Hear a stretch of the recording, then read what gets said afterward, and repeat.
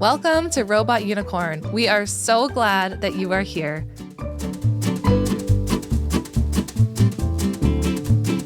So before we talk about anything related to social media and the issues that you have with it and the reasons you like it and all that kind of stuff, I think it would be more interesting to start with a question.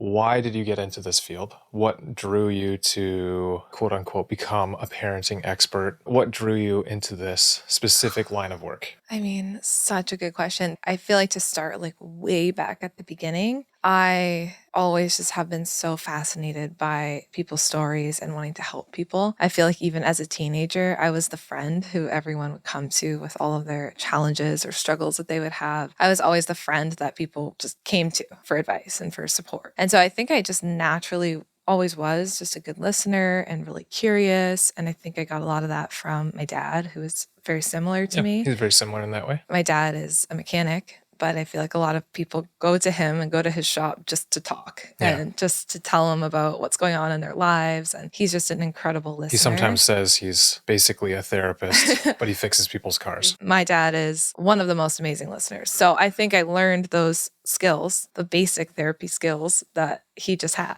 Listening well, being curious, showing up for people. And so I would do that already as a teen. And then I remember going to a career day and hearing about the field of psychotherapy. Like in high school? In high school, someone came, I think they were a social worker to our high school, and they came to a career day. We were just talking about career days the other day and how I would like to now be that person for people, because I still feel like this field needs a lot more professionals in it. I thought they didn't do that at our school. They did have a social worker come in. That's cool. And that was the first time I heard about that field. That was definitely not the one that I went to. So yeah, it was like a separate session. We went to the same high school, so in case you didn't know that. But a social worker came in for a session and she was talking about her field. She was talking about all the things that she did. I can't even remember what exactly she did. But I remember a light bulb going off in my head being like, oh my goodness, for a living, I could help people and listen to their stories and support them. And there's actually science and research behind how to do that. So that was the first time that you really considered doing it? Yeah. What's interesting is I didn't even know this. That's so funny. I mean, we've been together a million years. I thought we would have talked about this. Yeah, this is kind of a little bit mind-blowing. Yeah. Well, and to be honest, I was just thinking about it the other day because you were telling me, oh, Jess, maybe you should start doing some career days so that you can support other people who might not know that this profession exists. Mm-hmm. And I was thinking about, oh my goodness, yeah, I wouldn't have been in this profession if not for This is a little bit mind-blowing, to be honest. I did not know that that's how you were introduced into the field of psychotherapy. Yeah, I didn't know that. Because think about our childhoods, my childhood specifically. There was no therapy, no therapists. Well, there was none in my childhood either. Exactly, right. So I'm just speaking for myself here, but that was not a thing, right? Yeah. So it's not like I got into the field because I went to therapy and was fascinated by it or anything like that. I had never even at that point in my life gone to therapy yet. I just learned that this was a career path. And then I went to U of G, University of Guelph, and I went to their day that they talked about the program that I ended up going to. To listen to people talk about the program. It was a very small, very niche program that I went to at U of G. And the program was adult development and family relationships. And that program was a 5-year program. And the idea behind that program was a lot of people would eventually go on to be therapists, which you need a master's level education for. But at the time, a lot of the courses in the program I went to were on counseling, psychology, human development, child development, infant development, relationships. So I didn't even know that was a whole field of study even within therapy. So I was so lucky that I got into this really specific undergraduate degree that covered child development, family relationships, human sexuality, all of these courses that you don't get in just a normal psychology undergrad. So it was a very unique program. And as I did that program, I went from this girl in high school, Scott knows, who didn't really like school, wasn't very good at school. Wasn't really involved in too much. Wasn't involved in anything, kind of just went to school, didn't love it. They did the school play. Oh, besides the play. I did love the play. And then I got into university and I was front row seat, taking notes. I was ultimate nerd. I just became overnight, and everybody who knew me before in high school was like, who are you? But I just became this huge nerd and still am to this day because I was in love, obsessed with everything I was learning. Finally, you were interested in what you were learning. I was so fascinated by child development and psychology and relationships. I could not get enough. And ever since that day, I just still have not been able to get enough. We want to get to the point where we talk about social media and what you love, what you don't love about it. Maybe give the person listening right now the Sparks notes for what got you to where we are now. Then I graduated university, and my first job outside of university was working with children with autism and in a very behavioral program. So I did applied behavior analysis, I did ABA. And as I was doing that work with kids with autism, there was something missing for me. I still wasn't doing the therapy piece. I was doing just a lot of behaviorism. And the supervisor I had at the time really kind of dismissed any mental health trauma. I'm not saying that that's the whole field of behaviorism, but that's who I had at the time. And I really felt like there was a missing piece. I'm like, kids are not just their behavior. Like, there's so much more going on here. And also only working with the child and not actually working with the parents. Like, I feel like that piece is missing. I thought you did work with the parents then. That time, the parents were not as involved. So I did have some parent involvement depending on the family, but sometimes it would just be me and a kiddo, like sitting in a room together for an hour without as much parent involvement. And again, like, I don't know if this was because of the education I had before that, or if this was just something inside of me that was like, something feels like it's missing here. Yeah, right. I knew I wanted more. Like, I knew I wanted to work with the parents and with the families and also really bring that mental health lens in. And then one day I got a call from someone who I had actually done a placement with in my undergraduate degree, who was also in the field of behavior and specialized in trauma. And she said, Jess, I'm retiring and I've been thinking of you for my job. And right around that time, I had applied for my master's degree in counseling psychology, which I knew I was going to eventually do anyway. And she basically presented me with my dream job. Yeah, you loved that job. Oh, I still love that job. Like, it was such an amazing job. So I was a behavior consultant. I worked with children in our city who had the most complex behavioral challenges. So these were kids who were getting kicked out of school. Their families couldn't handle having them at home anymore. There was a lot of family and child service involvement. So very complex cases. And my job was to work with the whole system. So the teacher, the child, the parent, everybody in the system to support the child. And it was a lot of education. And it was still looking at challenging behavior and trying to figure out why it's happening and how we can support the child. But also we looked at trauma and we looked at development. And it was just an amazing job. And I was so like integrated heavily into understanding behavior because I was literally in kids' homes. I would be in the classroom and I wasn't just in the clinic. And I did that job for several years and it was my dream job. I loved it. I worked so hard, so many hours, so much overtime, burned out several times, but I am so grateful for that job. And then we got pregnant and had our daughter, and my life turned upside down. And this is where the social media piece comes in. So I ended up getting pregnant while I was working that job.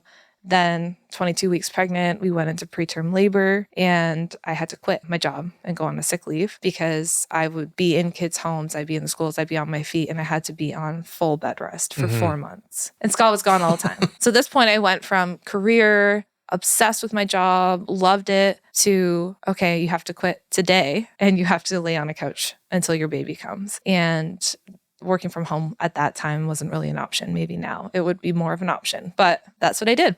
And then that changed my life completely. During those 4 months laying on the couch, I also took a whole bunch of courses because that's just, I don't know how to slow down. Wow.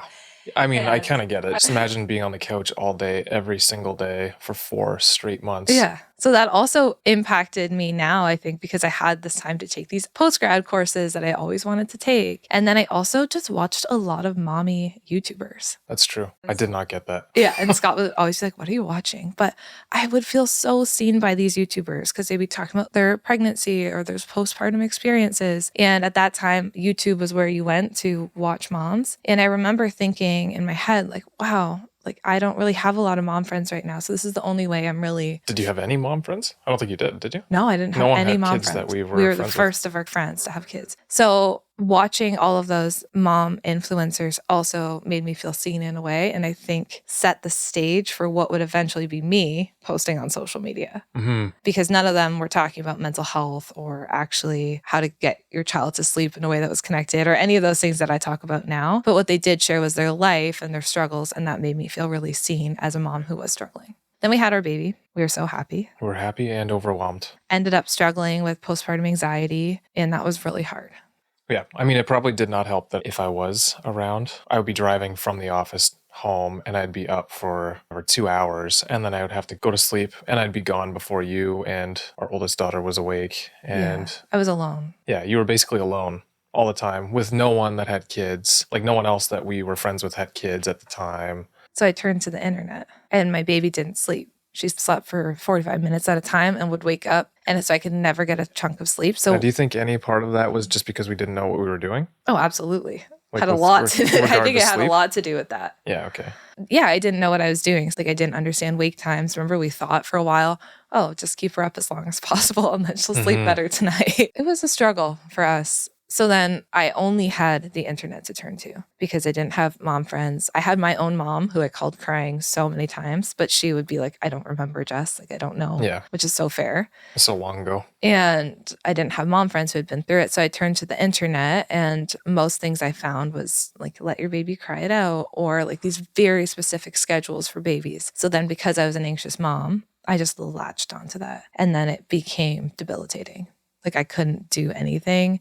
She wasn't sleeping. I didn't feel comfortable letting her sleep with me. It was really awful until I got some help. And finally, like, there was a few breaking points that were really dark and hard. And then I ended up getting some help. And then after I started getting some help, some support, some therapy, I was like, wow, I'm a therapist who's worked with families and has studied families now for so many years. And I was still shocked by how hard this was for me. I was not prepared in any way for how hard postpartum was going to be. And that completely changed the way I worked. And so from there, then once I started on my own healing journey for my anxiety and all that kind of stuff, I was like, I have to help parents. Like, how have I been working with kids so long without having this lens too of like, if kids are struggling, parents are probably struggling so much as well.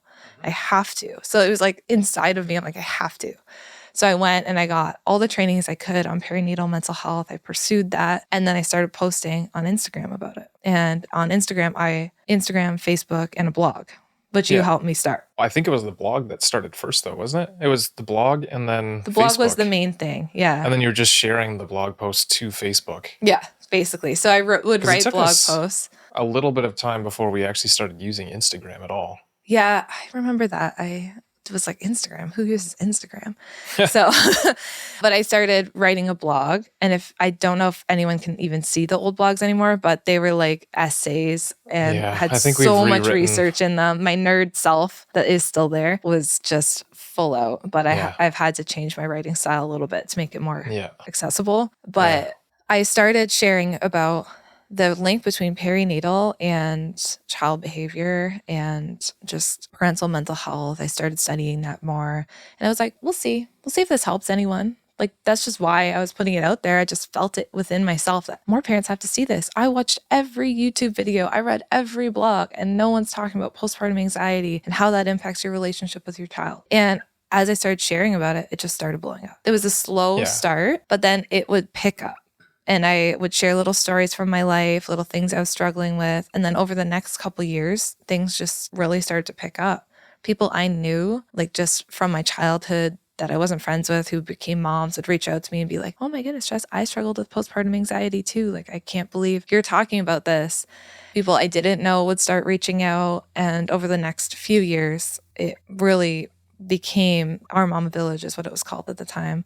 And it became the place that parents would go to learn about perinatal mental health and child behavior. And at the same time, I started my own private practice, which we still run to this day, which focused on, again, perinatal mental health. So that's like postpartum mental health and child behavior. And in my private practice, if we're seeing a child with challenging behavior, we see their parents too. Yeah. And if a parent is struggling, we talk about the whole family. So it's a very holistic approach. And that's always been so important to me. And now that private practice has 7 therapists that work for it. And I'm so passionate about the work that we're doing there. It's incredible to see the impact that it's had. And Our Mama Village has obviously evolved over time too. But that's how I started on Instagram. And so Facebook, social media in general, is I just really, and I still do, felt this passion that there is so much helpful info that I want parents to have. And one more story, and then you can get into your question. I remember sitting in my office in Guelph, and I had a couple in front of me, and they were both doctors. And they said to me, Jess, I can't believe that the information you're teaching me, I was teaching them about toddler tantrums, how they're developmentally appropriate, how to respond, how to validate a feeling, like all these things I talk about every day now on Nurtured First. And they said to me, I've never heard this information. I can't believe that I had to come to therapy to learn that my toddler tantrum was actually okay. And my job is to validate their feelings. And they said to me, when are you making a course on this? Because every single one of our friends needs to know this information. We are all struggling with tantrums. None of us know what to do. And what you just told me in session today, why do I have to only come to therapy to find this out? And that's when it really set the light bulb off for me that I need to share about this more on social media. So that's when I switched from like mostly only talking about perinatal to also talking about child behavior. And the first few posts I ever did on tantrums on our Mama Village at the time, all of them went viral. Like I went from having posts that had like maybe 2,000 likes or comments. The first post I did on tantrums, I think had like 70,000 likes, which was wild for me at the time. Yeah. You had And far fewer followers at the time. and this is dating back like 6 years now, right? This is a long time ago. And no one was really talking about it yet. And I remember being like, oh my goodness, I have to get this out of the therapy walls. Like every parent needs to know this, not just parents who can afford therapy. Yeah. So that's kind of where I started. Yeah. I think the way you went from high school knowing you wanted to work with people, but not knowing exactly how. I mean, you've always loved kids. And even in university, your friends called you mom because you would kind of mother the whole, was there 5 of you in the house together? Yeah, we lived with 5 girls. It was definitely a party house, but I was like the house mom. Yeah. And I would take care of the girls. The girls. My good friends who, I still love and they listen to the podcast. But yeah, I would often be the one kind of taking care of them or just, doing the mom thing in the house. And it wasn't because I felt I had to, I just genuinely enjoyed it. So I feel like those nurturing instincts in me are just rooted in there. Yeah, And they've been in there they've the been whole in time. there a long time. Yeah. So it makes sense that you ended up doing what you're doing now. I mean, it's not exactly what we were expecting. I think we were expecting maybe focusing more on the practice itself. But I mean, we still have that and we're growing that. So first of all, I think parenting information on social media has been kind of democratized. So it's easier to access information on parenting, on toddler tantrums, on raising your kids, which in one sense is really good because it means that there's lots of information out there. It can help lots of parents. But there's also issues that come along with that, which, I mean, one of the biggest ones is misinformation. We see that constantly. People are sending you DMs of people who are sharing information that's just not based in fact. It's clearly not based in fact. Yeah. Or people who their sole focus is just on selling a product and they're not willing to provide any information at all. And we try to make sure that we provide a ton of free information. That's our first priority. That's always our top priority. We probably spend 95% of our time creating free content and creating information that people can hopefully use. Yeah, it goes down to why we started it, to be helpful. So we'll get into a few of those, but I guess what are your thoughts on social media? And I mean, Instagram in particular is very short form content. So would you say the benefits of that and the, I guess, drawbacks of the short form content that we have to provide on something like Instagram? The benefits is what I was saying. It's why we started it and it's why we will always continue to do it, because otherwise, if we can't share on platforms like Instagram, this information sits in our therapy offices and it's not as accessible, or you have to buy a book or you have to buy a course. So why is the short form content version of that beneficial though? We're busy as parents. Yeah. Is what I think. I'm a busy parent. And I don't often have time to sit down and read a whole book or take a whole course unless I'm really intentionally focusing on doing that. What I like about Instagram is I can share a story from my life about lying. Last night I shared a story about lying and how I was triggered and how I responded and why it's developmentally appropriate. Parents can read through that in 3 minutes and understand that lying is developmentally appropriate and have like 3 tools for what to do. And I feel like that is really powerful. Yeah. Because otherwise that material might be found like in the middle of some book that we're never going to find. Right. So now I can share it with you and in 3 minutes, you are better equipped to deal with your child's lying. So I think that is why Instagram is really powerful. I think that there's quite a few drawbacks on social media, and that's not to say I don't still appreciate social media and I'll always continue to use it. I think one of the drawbacks to social media is that it can be really hard to get nuance across. You and I have talked about that a lot because I was just talking to one of our employees about this the other day, and she was saying, what do I do if my child's hitting me? Right. And she was showing me a post from someone else that she read, and it was like 5 things to do every time your child hits you. So she's been doing these steps that she read online, but it's like, it's not working and he's still hitting her.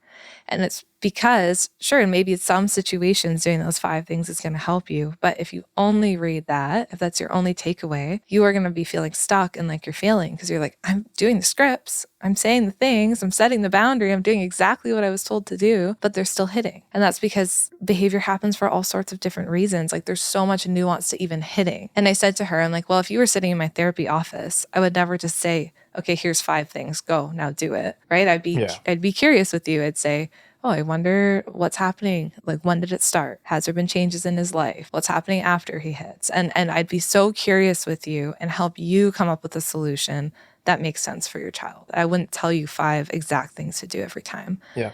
And I struggle with that on Instagram. Yeah, it's definitely difficult to convey on Instagram because also if you show too much nuance in your posts, then all of a sudden people are asking, well, how does this apply to this situation? How does it apply to that situation? And like it's difficult to actually help people understand all the background information that you have in your head. Yeah. And we were joking about the Sparks Notes things, but this is something we've talked about over and over. I really struggled to be super brief. Yeah. Because if someone asked me, Jess, what's 3 things I can do when my child's hitting?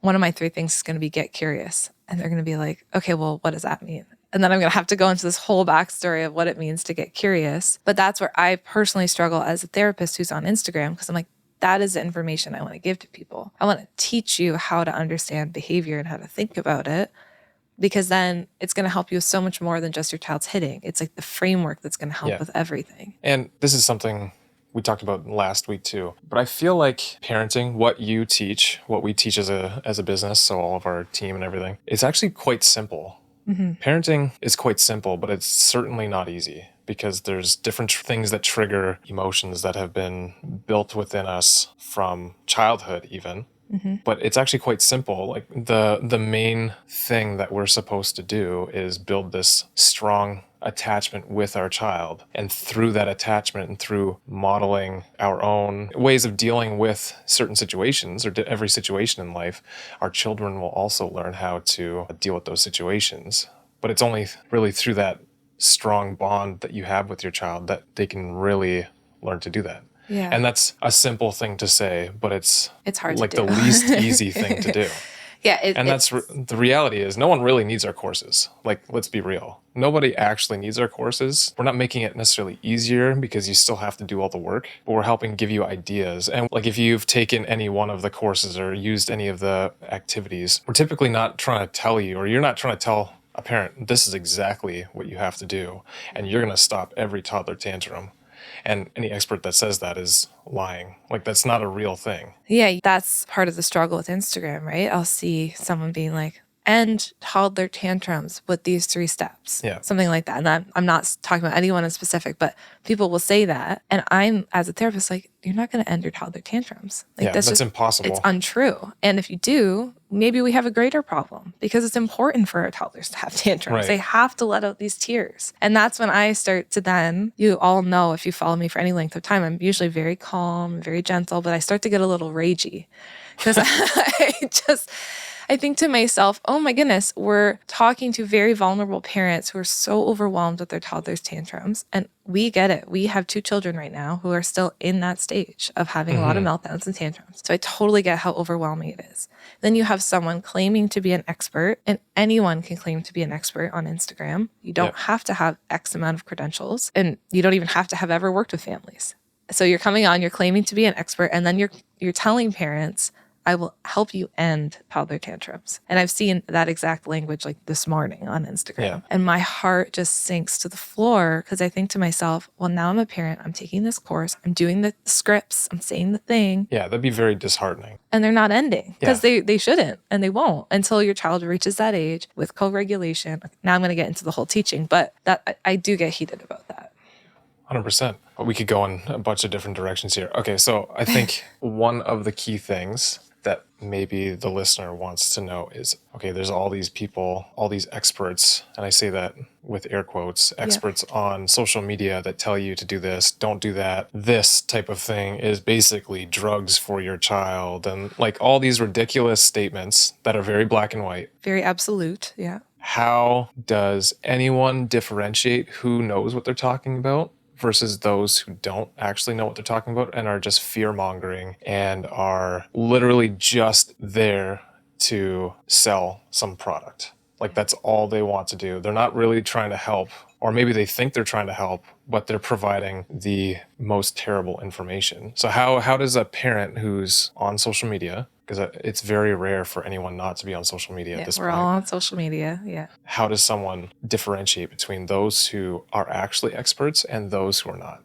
Again, this is maybe not the easiest answer, but it's really hard because even I saw someone the other day who was saying that they're a school counselor, and I was seeing the stuff that this person was posting, and it was really dangerous. It was really not rooted in like attachment science. And I think that's a whole other episode that we can do on attachment science. But this person was basically promoting ignoring children, and it was very like behaviorism, like, oh, if they have a tantrum, just ignore it. Just don't look at them, don't talk to them, and the tantrum will end. Okay. And then as a therapist who has a ton of expertise in attachment science, I'm thinking to myself, okay, well, yeah, they might stop the behavior, but is that really what we want to do? Yeah. So it's hard because someone can have credentials with their name and appear to be an expert, but still not be an expert. So we really do have to have our critical thinking lens on. I think a couple things that I would suggest to parents if they were asking me about this would be, first, see how the content sits with you. If there's anything that's super alarming, really black and white, and like you have to do this in order to raise an emotionally healthy child. That is the biggest thing. Alarming? No. Black and white. If much of what someone says is it has to be this, or this is the worst thing, like they're using superlatives to explain everything that they do. Mm-hmm. So it's always the worst, the best, any superlatives when they're explaining what they're doing, that raises a red flag for me. Yeah. I love the saying, and I think I've said this in one of the other episodes, my favorite saying that I'm saying I've coined, I'm sure someone else has said this before, but nothing is ever black and white in this world. Yeah. There's always different shades of gray, and there's nuance in every single situation. So if an expert, again in air quotes, says something is always one way, it's the worst, it's the best, anything like that, then that raises a red flag for me, because that tells me that they don't truly understand the subject that they're talking about. Can you give some examples that you've seen? Yeah, I mean, one recently was someone was saying that screen time is the absolute worst thing you can give your child. It's basically like giving your child drugs. Right. And to me, the logic doesn't follow. Like, that doesn't make any sense to me that someone can say it is the absolute worst thing. I mean, yeah, in some situations, maybe it's not good. And maybe it can be something that children can get addicted to, but to say it is a drug, yeah, it's a drug if you have zero boundaries around your toddler watching TV. Yeah, you just put them on the couch all day long, every single day, no boundaries. Yeah. And then, yeah, they're going to learn this is something that they love, and they're going to probably become irritable. I don't know. There's a lot of things that might happen there. But to say, like, this is the worst thing that you can do for your child tells me you have no clue what you're talking about. Yeah, it's so hard because I see these things all the time, and then parents will message me because they trust me, which thank you all for trusting me, and I take that very serious. They will message me being like, Jess, have you seen this claim? And I'll be like, anything that is that. That's why I was saying alarming before. Mm-hmm. That right. To me is a red flag. The only reason I wouldn't say alarming is because think about what we grew up with, right? Like spanking is okay. Yeah. Let's say timeouts are fine, whatever. A bunch of different punishments are completely normal and fine. Yeah. And I think without marrying you, I probably would have seen that online and thought, you know what? Yeah, it kind of makes sense. Like, a child does something that's wrong, you need to punish them so that they know. It's just like them touching a stove. We've had these discussions when we first became parents. Yeah. So I think that, to me, is not that alarming. Even still, even though I know it's not the most effective or it's not teaching children skills long term, Yeah. the way I think about it, it's more of a Band-Aid solution to the problem. It would not be alarming for me even now to see that because of just what we grew up with. Right. So if you saw something like, it's okay to spank your child for X, Y, or Z, you wouldn't be like, oh, I feel alarmed by that. I mean, that in particular is a little bit different for me. Spanking in particular, like using any sort of physical punishment for Or kids. like a timeout or something like Yeah, timeout, Yeah. whatever. Physical punishment, that if you talk about ragey, that definitely makes me ragey. hearing that. Yeah. I'll tell you a blanket statement that I see a lot. It comes in the sleep training world. I Okay. think that is very black and white on both ends. I see a lot of stuff. If you've sleep trained your child, like if you ever let your child cry it out alone, you've ruined your attachment. Right. Okay. And I see on the flip side, sleep training does not ruin attachment whatsoever. Your child is totally fine. Now, that's a whole other episode that we can and will do at some point. But when you have a statement like that, you have a parent being like, oh no, like one time I didn't wake up to the monitor and my child cried for 20 minutes in their crib. Have I damaged the attachment for life? I have had that message so many times from parents. Like, I slept through their cries because the monitor died and now have I ruined their attachment? It's like, no, like that's not how attachment works. It's not like a one night thing that you've now ruined. I'm currently reading Scattered Minds by Dr. Gabor Mate, and he says in that book, children are not so fragile. They're not made of glass. Yeah. Like one instance of something going wrong is not going to completely destroy your relationship with your child. And I'm butchering how he says it, and he's very eloquent, but it's a very long-term connection bond that you're building with your child. There's room for error. Yeah. And I feel like on social media, because fear also sells, there's a lot of fear mongering out there. And there's a lot of posts like the screen time stuff or the sleep stuff that just make us feel like, oh my goodness, I can never mess up. And I think that's leading to a lot of anxious parents. That is also part of my struggle on social media. I can definitely see that. So if I can summarize, if an expert uses superlatives to explain the problem and it's incredibly black and white, the way they describe the problem, then they're probably not an expert. Like you spent some time with some psychologists recently, a bunch of them. And would you say any one of them said, this is going to destroy your relationship with your child if you do this one time? This is going to be the very best thing that you could do for your child. Yeah, no, unless the very best thing is showing up for your relationship. Yeah, right. Which is not like it's not a specific, like if you miss your child crying one time because your monitor battery died. Yeah. Even if you miss them 4 times because your monitor battery died. Like there's so much room. Like you said, Dr. Gabor Mate says this too, but the relationship's not that fragile that one incident is now going to traumatize your child for life. It is the consistency of showing up and this process of what we call attunement, like trying to figure out what your child needs and being in tune with their needs. That is what develops a healthy attached relationship in the long term. I think this morning was a good example of that. So our middle daughter is very much like me. She's highly sensitive. She's a little Scott. Yeah. She definitely requires attention from us and like very focused attention without her siblings around. And I was thinking last night, maybe I should take her out for like a coffee and a treat or whatever. So I'll have a coffee and she'll have like a little cookie or something. We actually shared a donut this morning. Cute. And I could tell the difference already in just doing that one simple thing. I would say we are very good at giving all 3 of our girls attention. But this was one instance where I focused. It was just the 2 of us. And I tried to anticipate her need before she actually had the need. Yeah, Scott and I'm just smiling if you're watching on video because Scott and I often talk about this. I started saying this years ago on our Mama Village, but one of the main things our kids need from us is just to anticipate their needs before they ask with their behavior, right? So if every child has a deep need for closeness and attachment with their caregiver, if they don't get it, it's going to come out in behavior. And they're going to hit, they're going to bite, they're not going to not listen. So if you just anticipate their need for closeness, just like you did this morning, I know she's going to need some time with me. We haven't had that special quality time in a while. I'm just going to take her out for a donut. We're anticipating that need. That is the best gift we can give to our children. And that is like at the root of all the parenting struggles. Even in therapy, we're often just teaching parents how to connect with their children and be in tune with their needs. That's what we're doing in child and parent therapy. You've told me that you have told clients before it's actually better for you sometimes, and this is not always, so don't, again, nothing is ever black and white. Nothing's ever Please absolute. note that. Yeah. You have told clients before it would actually be better for you to spend the 1 hour that you're in the waiting room while I'm with your child in therapy. It would be better for you to spend that 1 hour with them than for you to pay me and come here with your child. I've worked myself out of a job as a child therapist many times because the need for closeness and attachment is so huge that I would so often say to parents, take that hour and spend it with your child. Go to a coffee shop, go do something together, go have fun, play video games with them, do their favorite activity with them. Screen time is the worst though.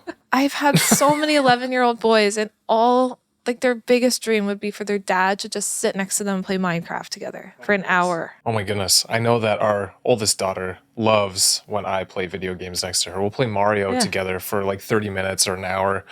And she's giggling, we're laughing together. We're having the most fun. Yeah. I feel like this idea of, again, why people say screen time is, again, this is the most ridiculous statement, but screen time is equivalent to drugs. Equivalent to giving your child drugs. They're thinking about things so wrong. Well, and it tells me that you have not worked with parents and families in that capacity. I remember, again, this is where we see the whole family, right? So I had a mom, her child was really struggling with, who was like 5. He was really struggling with behavior. She was really struggling with postpartum depression, and she had a baby. She felt like she had nothing left to give to her son. So I don't know why I'm getting emotional talking about it, but my suggestion was to her, what's his favorite movie? And she's like, he loves Toy Story. I'm getting like all emotional talking about this. This is a regular occurrence in our house. Oof. She was like, he loves Toy Story. I said, great. Watch it every day with him. Sit on the couch, have the baby there, sit every day and just watch it with him. Just ask him questions about it. Oh, what's Woody doing? What's Buzz doing? She did that every day for a month, and it got her through like the hardest time of her life and connected her to her son. That's why when I hear absolutes like the screen times, like it's equivalent to putting your child on drugs. And I think of these postpartum moms that I see, it's like, it fuels me. It makes me so upset because I'm like, it's fear mongering. It's fear mongering unnecessarily. And the poor mom reading that who's like, this is my only reprieve today. You know what? Someday you'll have the energy. Like right now, our kids don't watch that much screens because we actually have the energy to go out and play with them after work or to make the sensory, like I made a little water thing for my daughter the other day. There has been so many seasons in parenthood for me when I did not have that capacity. Yep. Pandemic parenting, postpartum depression. And I've just sat and watched Frozen on repeat with my kids, asking them questions about Anna and Elsa. And that got me through. Yep. So that's where I think this conversation is so important, and I hope it's a breath of fresh air for the parent who's struggling. Like, you're not messing up your kids by watching one movie a day with them, if that's what you need now. And that's just one example, That's one example. There's so many examples. There's very few things that I think you would say as an expert in parenting are absolutes. Yeah. And if anything, the biggest absolute is what you said, attachment. Mm-hmm. Attachment. And when we talk about attachment, this is another problem with social media. Attachment itself has been taken out of context. Now, when you see attachment parenting, you're thinking, I'm breastfeeding my baby all the time. I'm co-sleeping with my baby all the time. They're like wrapped to me. They're in a carrier all the time. But there's nothing wrong with that stuff either. It was a great thing. That was me as a mom of my baby, my third baby. I lived for it. But that attachment parenting, that style that you see online from so many accounts, that is not attachment. Like, that is not actually how you build an attachment with your child. There's so many ways. At least, so this is me as a non-child expert. Regular dude. The way I understand attachment is it's the emotional connection that you've built with. So there's a strong emotional connection between you and your child.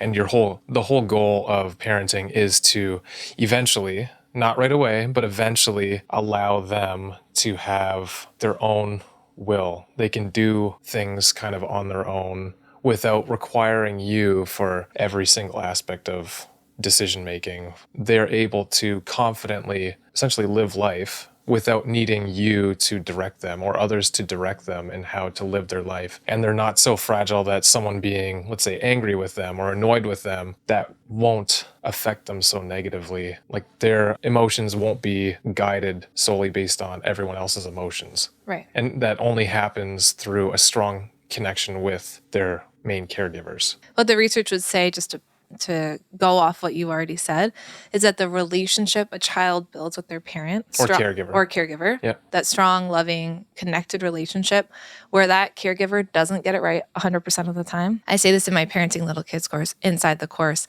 there's a parent who their child's crying, and the first thing they think is they're hungry. So they try and feed them. The child goes, "Ah." They like shoot the food away. So then they're like, okay, you're not hungry. Maybe you're cold. And they put a sweater on the toddler. The toddler gets mad, throws the sweater on the floor. Finally, they're like, what's going on? And they realize the toddler has a poopy diaper, and they change the diaper and the toddler's fine. And that is a process of attunement. So it's not like you get it right the first time. Yeah, right. Sometimes we don't get it right till the 5th or 6th time. Yeah. But it's the process of my child's having a hard time. I'm going to continuously try and help them and figure out what's going on. And that's why getting curious is so important. And then over time, as a child learns, I can actually trust my parent to help me with these hard things. And eventually I can get curious for myself. That bond and that relationship where they trust their parent is how they end up relating to everybody else in the world. So what Dr. Gordon Neufeld would say in his book about friendship and children is that he can tell the relationship style a child has with their parent through the way they relate to their friends. So if they're always having toxic relationships with their friends, if they're a bully, they're always getting into fights, his first response would be tune back into the parent-child relationship and make the parent and child work on that relationship, because that is the framework, the blueprint for all other relationships. So if we want our kids to grow up and be resilient and able to handle disappointment and all of these things, it's what you said. It's really hard to do, but it's not super complex. It's building that solid foundation and that attachment. Yeah. And again, it's something, it could be as simple as like what I did this morning. Just taking our middle daughter out to, I had a coffee and we shared a donut together and we just kind of talked, and I asked her about what do you think you're going to be doing today at school? And Phil Post coming on. Of course. I want to wrap it up with another thing that I did with our daughter the other day too, because I think we sometimes get in our heads about how to build attachment. We created a sleepover. Our daughter's 7. Yeah. Oh, she loved that. I might cry again. No. That's just something to note about me, is I always have tears. But my daughter was craving time with us. Scott and I went away for a week. We came back and I could just tell she was really missing that time with us. It was coming out in her behavior. So again, I wanted to anticipate the need before she had to go into even more challenging behavior to ask me. So I said to her one night, you know what? I really miss time with you. We need some one-on-one time. I'm going to put it in my calendar. How about Saturday night? Saturday night, why don't we have a sleepover? And her face was like, oh, she immediately was like, I have so many ideas, Mom. And she did. And she did. She had so many ideas. And like, it was within seconds. So then on Saturday, she sets up the whole room. She has all the ideas. She wants to do like a drawing station. She wants to do games. She wants to dance. And then Saturday night rolls around. Scott did the other 2 bedtimes. And I go in the room with her for 2 hours. That's it. We just closed the door for 2 hours. We drew pictures. We played games. We had a teddy bear tea party. Scott came and actually brought us tea and pretended to be a waiter. Oh, it was so cute. We turned off the lights and just turned on one little light in the room, and we slow danced to Christina Perry's lullabies. Like, it was the most beautiful night. And at the end of the night, we're snuggling in bed together. It's probably an hour and a half in. And she's just like, Mom, today was better than my birthday. It was better than Christmas. It was the best day I've ever had in my entire life. Yeah. Thank you so much. And she was literally in tears. And all we did was just spend 2 hours just doing whatever she wanted together. And now this week, you can just tell she's been in such a better mental space, like happier, less behavior. And that was free. I didn't buy anything extra. It was just a room in our house. And those are the little things that we can do to anticipate those needs before our children ask for it and really set the stage for the relationships we want them to have. For sure. We didn't really cover all the things we wanted to, so maybe we'll have to make this a part 2. I feel like every single episode with just the two of us is a multi-part episode, almost. There's never enough time when it comes to Scott and I and talking about these things, but I hope that this conversation will help you maybe come into social media just with a bit of a critical lens with me and with anyone else that you follow, just asking yourself the question, like, what is the purpose of this person's content? How does it make me feel? Like, tune in with yourself. I know for me, if someone's just telling me, follow these exact scripts, do these things, my defenses go way up and I'm like, whoa. Like, I can't actually do that.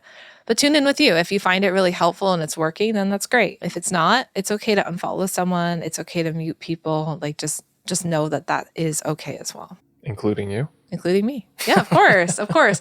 I had someone tell me one time, Jess, I had to mute your page because I was just going through a really hard time. I didn't have the capacity to learn more. Yeah, that makes sense. I said, good for you. Like, I never want to force someone to follow our content if they're not in the mental space for it. And I'll always be a therapist and a mom first, and I will never be offended by that kind of thing. Obviously, I love that you follow us and that you're part of the Nurtured First community. That means so much to both Scott and I and our whole team. And I always say we have the best community online. And I'm biased, but I truly do believe that. Yeah, it definitely feels like the best one. The parents we have are so open and they want to do the deeper work. And so don't worry, I'm not going to leave social media, but I am glad I was able to get some of these thoughts out. Thanks, friends. Thanks for joining us. We'll see you again in the next one. Talk to you soon.